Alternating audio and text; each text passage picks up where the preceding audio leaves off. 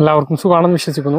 സംസ്ഥാനത്ത് മാർച്ച് മാസത്തെ റേഷൻ ഇന്ന് 5-ാം തീയതി മുതൽ വിതരണം ആരംഭിച്ചു. ഓരോ റേഷൻ കാർഡിനും ലഭിക്കുന്ന വിഹിതങ്ങളെക്കുറിച്ചൊക്കെ നമ്മൾ വ്യക്തമാക്കിയിരുന്നു. ഇപ്പോൾ ഓരോ റേഷൻ കാർഡിനും ലഭിക്കുന്ന മൊത്തം അരിയിൽ ലഭിക്കുന്ന അരി വിഹിതങ്ങളുടെ തോതും അറിഞ്ഞിട്ടുണ്ട്.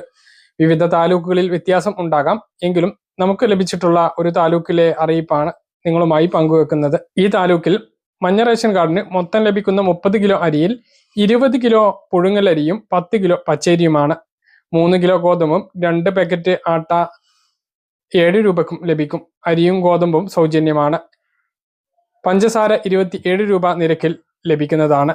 പിങ്ക് റേഷൻ കാർഡിന് ഓരോ അംഗങ്ങൾക്കും 4 കിലോ വീതം അരിയും ഓരോ കിലോ ഗോതമ്പുമാണ് ലഭിക്കുന്നത്. ഈ താലൂക്കിൽ 3 കിലോ പുഴുങ്ങലരിയും 1 കിലോ പച്ചരിയുമാണ് ലഭിക്കുന്നത്.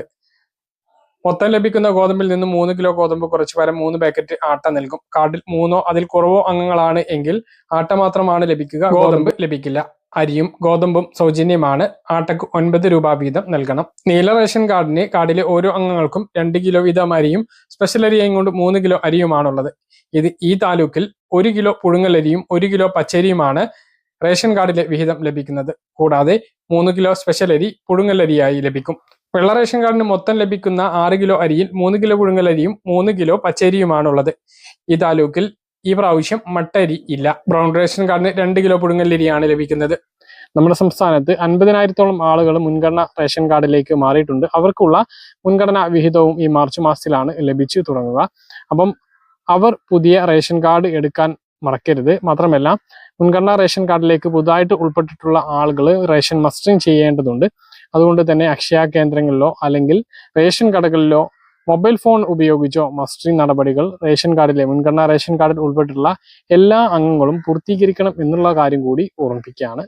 സപ്ലൈകോയിൽ വിഹിതങ്ങൾ കുറവാണ്. അരി തന്നെ പല സ്ഥലങ്ങളിലും ലഭിക്കാത്ത ഒരു സ്ഥിതി ഉണ്ട് എന്നുള്ളതാണ് വിവരങ്ങൾ.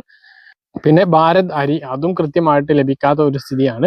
20 കിലോ അരി ഒരു റേഷൻ കാർഡിൽ ഉള്ള ആളുകൾക്ക് ഒരേ സമയം വാങ്ങാം, എങ്കിലും അത് കൃത്യമായിട്ട് ലഭിക്കുന്നില്ല എന്നുള്ളതാണ് ഏറ്റവും പ്രധാനപ്പെട്ട അറിയിപ്പ്. എന്തായാലും നാളെ മുതൽ മാർച്ച് മാസത്തെ റേഷൻ വിതരണം ആരംഭിക്കുകയാണ്. പറഞ്ഞ കാര്യങ്ങൾ കൃത്യമായിട്ട് മനസ്സിലാണെന്ന് കരുതുന്നു. ഇതുപോലെ ഇൻഫർമേഷൻ ലഭിക്കാൻ ചാനൽ സബ്സ്ക്രൈബ് ചെയ്യുക, ബെൽ ഐക്കൺ എനേബിൾ ചെയ്ത് വെക്കുക. മറ്റൊരു വീഡിയോ കാണാം.